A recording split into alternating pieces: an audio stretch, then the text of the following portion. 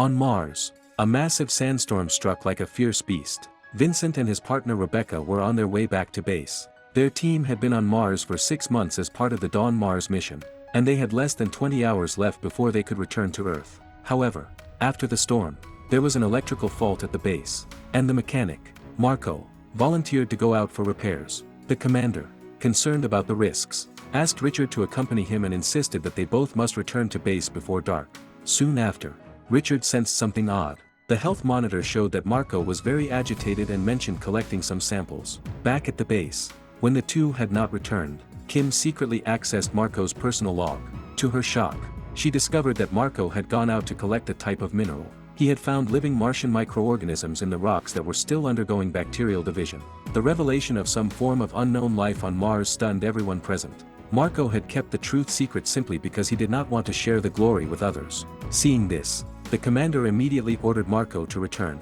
But Marco ignored him. He had already successfully extracted the microorganisms. As Marco fantasized about returning to Earth and becoming a globally celebrated hero, an accident occurred. The solid ground beneath him suddenly collapsed, and he fell into a cavern. By the time Richard arrived, it was too late. After receiving the distress call, the commander rushed to the scene with a female team member, and seeing Marco had fallen into the abyss, the commander deemed him certainly dead and unworthy of rescue. As for the body, the commander needed to report the situation to Mission Control before they could retrieve it with specialized equipment. Therefore, the commander and Richard returned to base to report, while the female team member stayed near the pit. Soon, Mission Control requested confirmation of Marco's condition before drafting a statement to announce the existence of Martian life to the world. As night fell, the lone female team member grew uneasy. She directed the light into the seemingly bottomless pit, but could see nothing but misty steam. Back inside the rover, she tried to contact the base, but the signal kept cutting out. Suddenly, something seemed to enter the vehicle. Her call for help was cut short, and she disappeared. The commander hurried back with Vincent and others, but the female team member was nowhere to be found.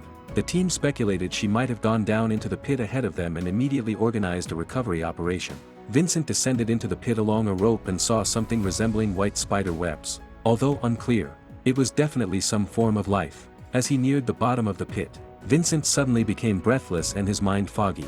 Realizing something was wrong, the commander quickly pulled him to the surface. Vincent reported that neither Marco nor the female team member were at the bottom. Just then, they noticed 2 sets of footprints on the ground. Had the female team member taken Marco back to the base? Strangely, why hadn't they used the rover?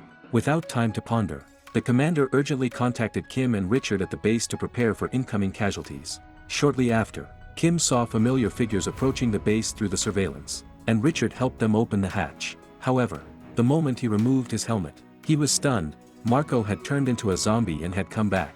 Before they could react, Marco grabbed a power drill and killed Richard. Simultaneously, Kim was attacked by the zombie female team member. Fortunately, the commander arrived in time, managing to close the hatch and trap the 2 zombies inside the navigation cabin. During the scuffle, however, the commander was accidentally injured by Marco. Seeing this, everyone hurriedly took him to the medbay for treatment. Given the commander's severe injuries, Rebecca, who was in charge of medical care, appeared somewhat overwhelmed, and the commander's consciousness began to blur. A team member kindly gave him water, but the commander suddenly went mad and strangled the helper. Everyone rushed to intervene, and it took a great effort to separate them. However, the commander gradually stopped breathing, and then an explosion was heard. It turned out that the zombies possessed the intelligence and consciousness of normal humans and had blown the hatch open to escape. They would soon find the others. It was imperative to contact Mission Control immediately to arrange a rescue spacecraft, but all communications equipment was in the navigation cabin, and zombies were lurking outside. Fortunately, Vincent was very familiar with the base's layout. He told everyone that there was a narrow duct under the medbay leading directly to the navigation cabin. He could sneak through to help everyone make contact. After Vincent left, Rebecca and the others decided to investigate further and extracted a blood sample from the commander. Under the microscope, his blood showed bacterial infection. To prevent his corpse from turning, they injected it with antibiotics, which proved to delay the zombification process. However, this was not a long-term solution, as the virus was evolving rapidly, and the antibiotics would soon become ineffective. Vincent managed to reach the navigation cabin and successfully contacted Mission Control. Just as he was about to leave, he encountered Richard, who had turned into a zombie. Vincent, determined to survive, no longer held back. Despite Richard's pain tolerance after zombification, Vincent fought hard. but Richard remained vigorous. With no choice, Vincent had to retreat back through the duct to the medbay, but Richard followed relentlessly. At a critical moment, Kim intervened, fighting the zombie single-handedly to cover the other's escape. Unfortunately, as a human, her strength was limited, and she was soon overwhelmed by Richard. Concerned she might be infected, Vincent quickly closed the hatch, leaving Kim alone inside to face her fate. He then took Rebecca and another team member and escaped in a space vehicle. The good news was that Vincent's call for help was answered. A lander would arrive to rescue them within 10 hours. However, the bad news was that Rebecca had accidentally injured her thigh during the retreat and might turn into a zombie like the commander. The other team member suggested they might as well throw her out to prevent the situation from getting out of control. Rebecca quickly defended herself, questioning whether the team member had been infected when attacked by the commander. Not wanting to risk mutual destruction, the team member took advantage of the other's distraction and secretly left in another nearby space vehicle. Vincent initially planned to hide in the vehicle, but plans changed rapidly when the zombies, demonstrating tracking skills, followed the tire tracks to find them. With no other option, Vincent continued to flee with Rebecca, but the space vehicle's limited power made sustained escape difficult. Fortunately, at the last moment, a sandstorm solved their immediate problems by covering all tracks on the ground, preventing the zombies from tracking them. Vincent reassured Rebecca that they just needed to survive until daylight when the sun could recharge the space vehicle's batteries, and rescue would reach the Martian surface by then. After resting for the night, Vincent woke up only to find Rebecca missing. She had begun to turn into a zombie and, not wanting to harm Vincent, had gone outside to face her fate before losing her sanity. Vincent immediately followed, but it was too late. Rebecca, fully exposed outside, died in Vincent's arms, losing his last comrade and plunging him into endless grief. But more heartbreak followed. Minutes later, the dead Rebecca suddenly moved. She had turned into a zombie. She then violently attacked Vincent, who, after a strenuous effort, subdued her and reluctantly helped her find release. The following moments felt unbearably long. Fortunately, Vincent was eventually rescued by the response team.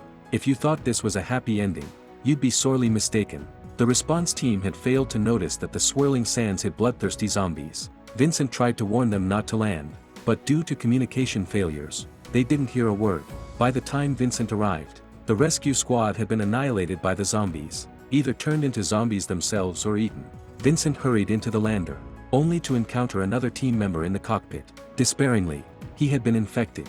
The team member wanted to return to Earth to see his beloved daughter one last time, but he couldn't even remember her name. Although it broke his heart, Vincent couldn't let him take the bacteria back to Earth, as it would be a catastrophe for humanity.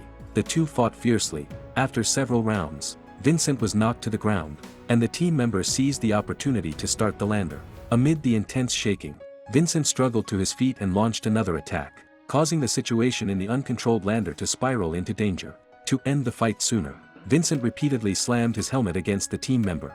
Eventually, the team member was beaten beyond recognition and lay lifeless. At the same time, bacteria-infected blood splattered Vincent's helmet and even reached his face. In the end, Vincent threw the team member's body into space, and fearing he was infected, decided to stay behind. He transmitted everything that had happened on Mars through the lander's communication equipment. If he was unfortunately infected, he planned to end his own life before completely losing consciousness. Thus, Vincent drifted alone in the vast space in the lander, with no one knowing what eventually happened to him.